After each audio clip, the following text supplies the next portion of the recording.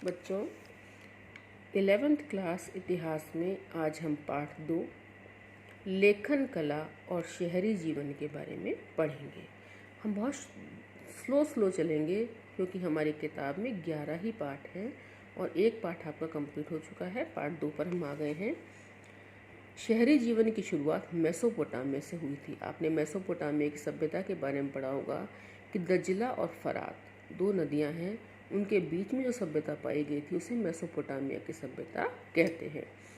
फरात और दज्ला नदियों के बीच स्थित यह प्रदेश आजकल इराक गणराज्य का हिस्सा है। आजकल वर्तमान में ये जगह जो है वो इराक में है। इराक को ईरान का आपने नाम सुना होगा। मेसोपोटामिया की सभ्यता अपनी संपन्नता यानी अच्छे पैसे वाले लोग, शहरी जीवन यानी शहरी जीवन की शुरुआत जो है वो ग्रामीण परिवेश से निकलकर शहरों का बसना, शहरी जीवन, विशाल एवं समृद्ध साहित्य, गणित और खगोल विद्या मतलब अंतरिक्ष का अध्ययन के लिए प्रसिद्ध है। मेसोपोटामिया की लेखन प्रणाली यानी वहाँ का लिखने का इतिहास और उसका साहित्य पूर्वी भूमध्य सागरीय प्रदेशों और उत्तरी कोरिया, सीरिया तथा तुर्की में 2000 ईसा पूर्व के बाद फैला, जिसके फलस्वरूप समस्त क्षेत्र के राज्यों के बीच में आपस में यहाँ तक कि मिस्र के फरोहा राजाओं के साथ भी मेसोपोटामिया की भाषा और लिपि में पढ़ा लिखा पढ़ी होने लगी। मिस्र का आपने नाम सुना होगा। मिस्र के पिरामिड आपने सुने होंगे कि मिस्र में जो राजा मरते थे, मिस्र में राजाओं को फरोहा कहते थे, और जब मिस्र के राजा मरते थे तो ताबूत में उनका शव को रखवाया जाता था। वो मिस्र के उनके ऊपर पिरामिड नुमा आकृति बनाई जाती थी। वो पिरामिड जो है वो संसार के 7 आश्चर्यों में से एक है। यहाँ हम शहरी जीवन और लेखन के बीच संबंधों को खोज करने का प्रयास करेंगे और फिर यह जानना चाहेंगे कि लेखन की सतत परंपरा में क्या क्या प्रतिफल प्राप्त, यानी लेखन के दौरान क्या क्या इसके लाभ मिले। अभिलिखित इतिहास के आरंभिक काल में इस प्रदेश को मुख्यतः इसके शहरीकृत दक्षिणी भाग को सुमेर और अक्कद कहा जाता है। जो इलाका इसका दक्षिण में था, जहाँ पर शहर बसा हुआ था, उस इलाके को सुमेर या अक्कद के नाम से जाना जाता था।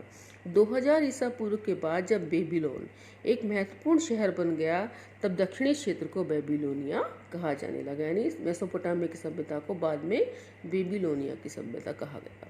लगभग 1100 ईसा पूर्व में जब असीरियाइयों ने उत्तर में अपना अधिकार स्थापित कर लिया, तब इस क्षेत्र को असीरिया कहा जाने लगा। उस प्रदेश को की प्रथम ज्ञात भाषा सुमेरियन यानी सुमेरी थी। बहुत सारे क्वेश्चन इस पैराग्राफ में से बन रहे हैं। धीरे धीरे 2400 ईसा पूर्व के आसपास अक्कदी भाषी लोग यहाँ आ गए। तब यहाँ अक्कदी ने सुमेरी भाषा का स्थान ले लिया। अक्कदी भाषा सिकंदर के समय 336 से 323 ईसा पूर्व तक कुछ क्षेत्रीय परिवर्तनों के साथ फलती फूलती। मैंने आपको बताया ईसा के जन्म से पहले सन जो है वो उल्टा चला करते थे। और रही 14 से ईसा पूर्व से धीरे धीरे अरामाइक भाषा का भी प्रवेश शुरू हुआ। यह भाषा हिब्रू से मिलती जुलती थी और 1000 ईसा पूर्व के बाद व्यापक रूप से बोली जाने वाली भाषा थी। यह आज भी इराक के कुछ भागों में बोली जाती है। मेसोपोटामिया और उसका भूगोल, यानी मेसोपोटामिया का क्या भौगोलिक इतिहास रहा है। इराक भौगोलिक विविधता का देश है। आज भी इराक, ईरान, इनके बारे में सुना होगा। इराक की राजधानी जो है वो बगदाद है। इसके पूर्वोत्तर भाग में हरे भरे ऊंचे नीचे मैदान हैं। धीरे धीरे वृक्षाच्छादित वृक्षों से ढकी पर्वत श्रृंखला के रूप में फैलते गए। साथ ही यहाँ स्वच्छ तथा जंगली फूल हैं। यहाँ अच्छी फसल के लिए पर्याप्त वर्षा हो जाती है।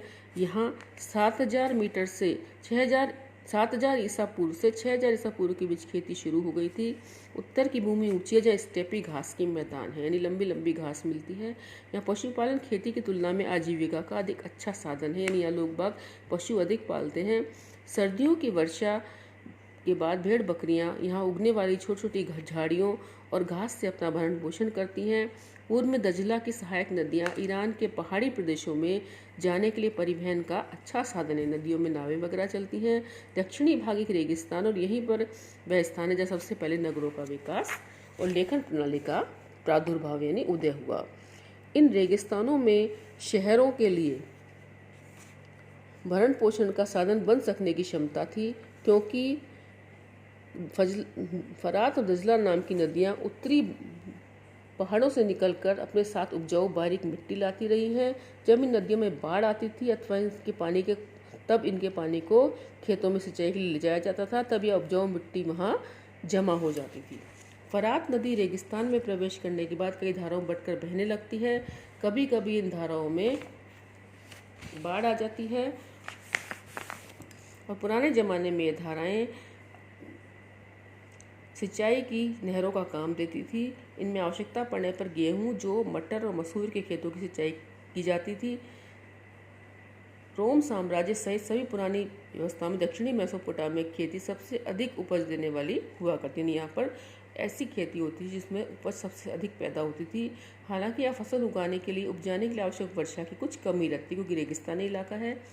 खेती के अलावा भेड़ बकरियाँ स्टेपी घास के मैदानों, पूर्वोत्तरी मैदानों और पहाड़ों के ढालों में पर पाली जाती थी, जिनसे भारी मात्रा में दूध, मांस और ऊन आदि वस्तुएं मिलती थी। इसके अलावा नदियों में मछलियाँ की कोई कमी नहीं थी और गर्मियों में खजूर के पेड़ पर खूब फल यानी पिंड खजूर आते थे। लेकिन हमें यह सोचने की गलती नहीं करनी चाहिए कि शहरों का विकास केवल ग्रामीण समृद्धि के बल पर ही हुआ था। इस विकास के अन्य कारकों के विषय के बारे में हम बारी बारी से चर्चा करेंगे, लेकिन पहले शहरी जीवन के बारे में स्पष्ट जानकारी होनी चाहिए। मैं आज पाठ को पढ़ा रही हूँ आपको, वीडियो को समझने की कोशिश कीजिए क्योंकि इन्हीं में से बनाकर मैं आपको क्वेश्चन दूंगी।